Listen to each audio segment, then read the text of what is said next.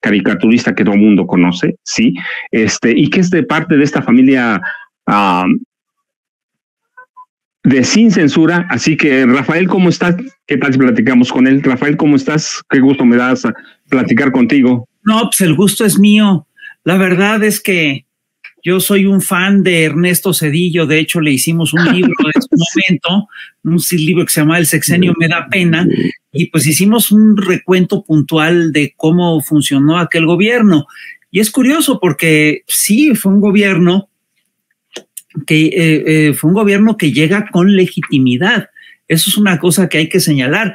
Llega después del asesinato de Luis Donaldo Colosio y llega Ernesto Zedillo al gobierno con una votación limpia. Si nadie puede, yo sí creo que es el último de los presidentes priistas que llegó con, digamos, con legitimidad electoral. No fue el caso de Salinas, no fue ciertamente el caso de Enrique Peña Nieto.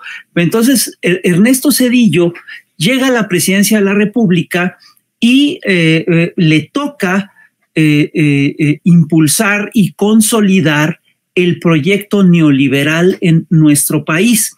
Y lo hizo después de que se dio la insurrección zapatista, ¿no? De enero del 94, que la insurrección zapatista coincide con la puesta en marcha del Tratado de Libre Comercio, y Ernesto Zedillo sí hizo, es decir, fue la continuación, el gobierno de Ernesto Zedillo fue la clara continuación del proyecto de Carlos Salinas de Gortari. Carlos Salinas de Gortari echa a andar, hace las negociaciones del Tratado de Libre Comercio, pero quien echa a andar las negociaciones del Tratado de Libre Comercio, quien echa a andar el Tratado de Libre Comercio es precisamente Ernesto Zedillo.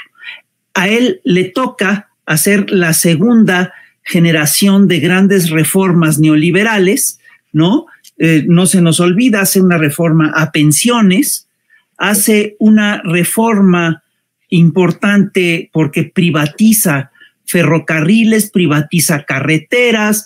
Es decir, Ernesto Zedillo sí jugó un papel muy importante en el impulso del proyecto neoliberal en nuestro país. Y además, hay que decirlo, Ernesto Zedillo hace una cosa que a mí, hizo varias cosas que a mí me parecieron particularmente agresivas y lesivas para la nación mexicana. La primera es que él es el que impulsa la privatización, el hacer pública deuda privada con el Fobaproa, con lo cual, pues, entre otras cosas, endeuda a varias generaciones de mexicanos. Y él también es el que está, no sé si lo mencioné, pero además de los ferrocarriles, privatiza las carreteras, privatiza pensiones, ferrocarriles y carreteras, que no es poca cosa. Y además él continúa con el Pacto de Solidaridad de Salinas, ¿sí? Y garantiza la congelación de salarios. Y además no se puede olvidar que en su sexenio se dieron dos casos totales de represión que no fueron aclarados, que son el caso de Aguas Blancas y el caso de Acteal, ¿no? Que es parte de la persecución del movimiento zapatista. Entonces, Andrés Manuel, es decir, después de muchos años de no pisar el país, se anuncia que Ernesto Zedillo va a venir al foro de Actinver, donde va a ser uno de los principales oradores, junto con José María Aznar, ¿no? Y todo el mundo presuponía que venía un poquito a apuntalar la narrativa de la derecha mexicana. Y poco antes de venir, días antes, Andrés Manuel López Obrador le lanzó varias preguntas que Zedillo no contestó.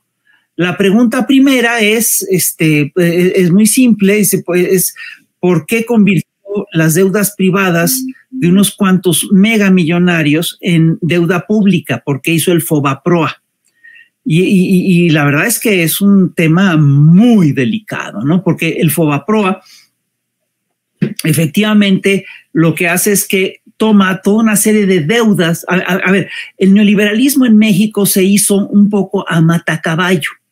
Lo hicieron con rapidez, de la Madrid lo hizo con mucho tiempo, no hizo grandes reformas, pero sí impulsa al final de su sexenio un plan de choque neoliberal muy agresivo que congela salarios, libera precios, le da todo apoyo, le da todo el apoyo a los sectores privados y sí arma esta cosa que se llama el Pacto de Solidaridad, que fue un acuerdo con sindicatos y con toda una serie de actores para congelar al movimiento obrero. Luego entra Zedillo y Zedillo, pues, después entra, no, perdón, esto ya lo hace Salinas. De la Madrid básicamente lo que hace es que hace toda una serie de cosas. Salinas es el gran impulsor del neoliberalismo, pacta y firma el Tratado de Libre Comercio, hace el pacto es decir, firma el pacto de solidaridad, es decir, consolida el proyecto y Zedillo es la continuación, es el segundo sexenio que, del neoliberal, de pactos profundos con el neoliberalismo. Y entre otras cosas, y esta es la segunda pregunta que le hace Andrés Manuel López Obrador, le pregunta por qué envía al Congreso una reforma de pensiones que le quita al trabajador, que permite que el trabajador se jubile con menos del 50% de su salario. Ahí es donde se echan a andar todas las afores y todo eso. Y, por supuesto, otra pregunta que hace Andrés es ¿por qué continúa con el congelamiento salarial? ¿No? Entonces,